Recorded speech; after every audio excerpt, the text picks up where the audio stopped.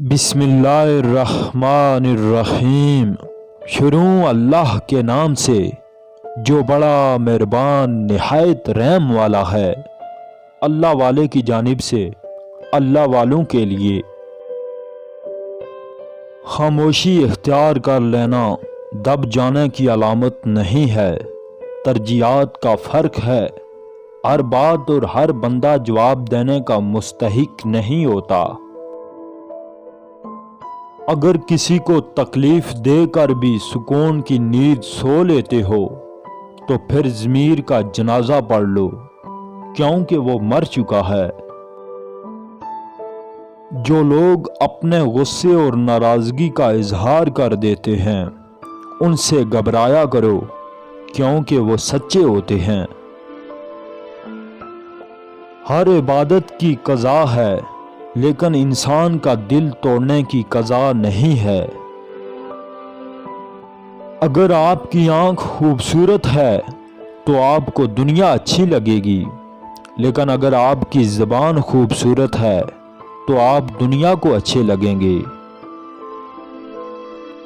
اگر میرا علم مجھے انسان سے محبت کرنا نہیں سکھاتا تو ایک جاہل مجھ سے 1000 درجے بہتر ہے۔ حیران ہوں کہ ایک بھی گواہی نہ مل سکی، حالانکہ مجھے ہجوم میں مارا گیا۔ ان لوگوں کے ساتھ گزارا تو ہو سکتا ہے جن کی طبیعت خراب ہو، مگر ان لوگوں کے ساتھ گزارا نہیں ہو سکتا جن کی تربیت خراب ہو۔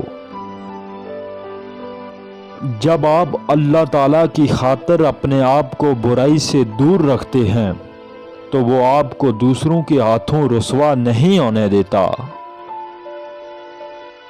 ہم تعلیم خرید سکتے ہیں، لیکن عقل خدا کا عطا کردہ تحفہ ہے۔ جنہیں غصہ آتا ہے وہ لوگ سچے ہوتے ہیں۔ میں نے جھوٹوں کو اکثر مسکراتے ہوئے دیکھا ہے۔ دعاؤں کا رنگ نہیں ہوتا، مگر جب یہ رنگ لاتی ہیں تو زندگی میں رنگ بھر جاتے ہیں۔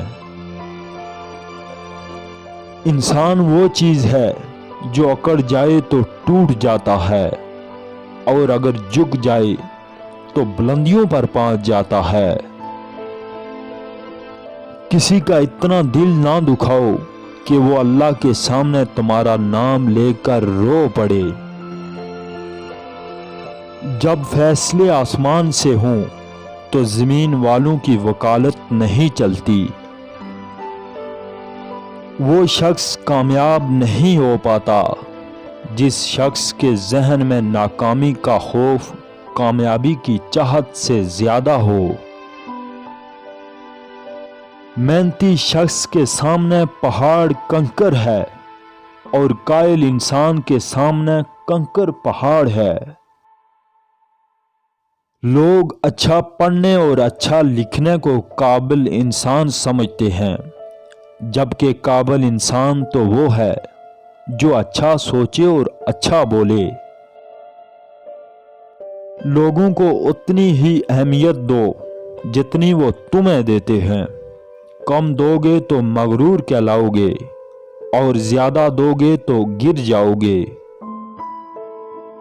اللہ سے محبت کرو، وہ آزمائشیں تو دیتا ہے مگر کبھی آزمائش میں تنہا نہیں چھوڑتا۔